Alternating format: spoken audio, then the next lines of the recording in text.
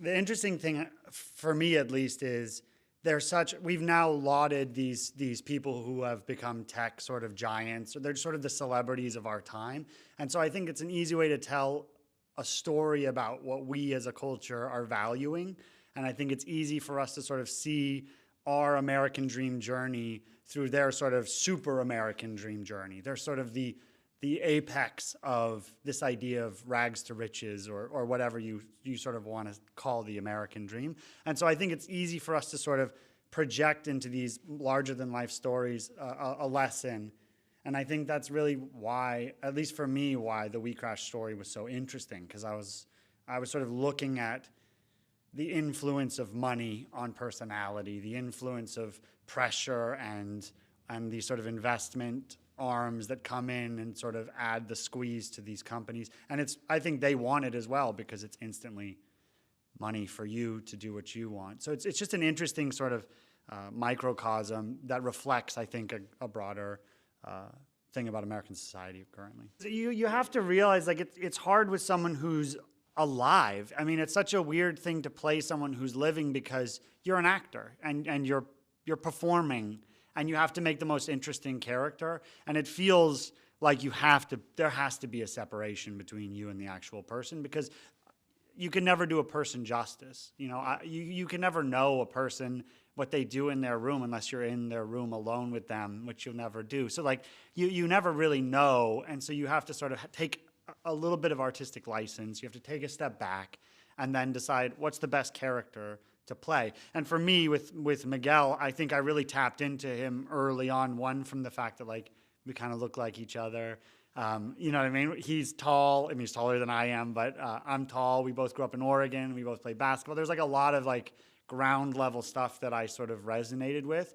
And then as I got more and more into the character, I started thinking about, I really tried to put myself into his headspace of, you know, this scrappy guy who studied architecture and was sort of small fish in New York City, grinding. And then all of a sudden, out of nowhere, this guy shows up at his doorstep who's charismatic, who has big dreams, who's sort of pushing him outside of his comfort zone. And I think there was something really exciting about that, and really sort of pulled him outside of himself. And then it just literally put his feet on a moving train that was going 1,000 miles an hour towards a brick wall. And I think that's a really crazy place to be sort of a guy from small town Oregon who is now sort of at the side helm of one of the biggest companies in America. That's a sort of a crazy journey. I'm selfishly calling it a love triangle, because I feel like my character inserted himself into the Jared and Annie sort of relationship. But truly, Miguel and Adam had a relationship. You know, it was bonded in sort of pain and suffering and love and hard work and long hours. And there is sort of like this bond, not necessarily a romantic one, but one where we felt like we were a couple almost. And then all of a sudden, Rebecca sort of comes in, and they sort of lift.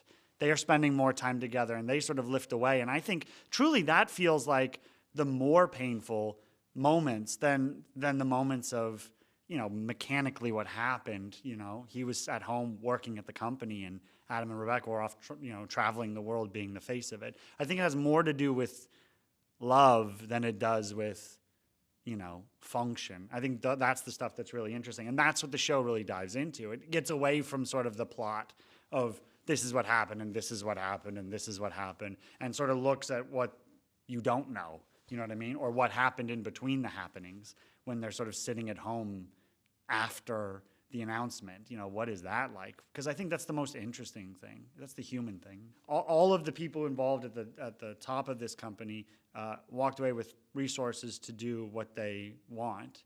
And I think both he and Adam are sort of finding their new path. But I know that he was overseas and sort of reforming his idea of what he wants to do with his life. I mean, certainly both of them have a tremendous runway in front of them, and I can't imagine they're just going away. I mean, I feel like Miguel really had a great sense of community, a great sense of of sort of caring for the employees and a great sense of giving opportunity. And as the company really got to its peak and then obviously its collapse, I think that's where his mindset was headed, was how to include people, how to bring people together in these workspaces, how to empower people who weren't necessarily. And so truly, I think his trajectory might end up coming back around, but who knows? You know, I stopped at 8 episodes. My life stopped at 8 episodes. His is going to continue on for many more episodes. So it's crazy to be back here at South by. I had my first feature that I produced in 2015 here. Babysitter was here, and I was at this festival in 2015, but like as a scrappy producer for like a small indie film,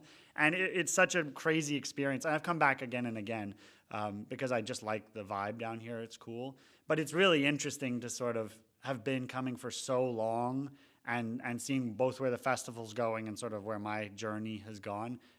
But I love it here. I like the South by Southwest vibe, and I really like the filmmakers and the films they select, and so it's crazy. It's going to be crazy coming to the Paramount because it's sort of the big one, and I never played the Paramount. I was here with 2 films, and none of them ever played the Paramount because it was always like, well, it's the Paramount, you know, it's the big one. So it's cool to be screening there this evening, and I'm looking forward to it.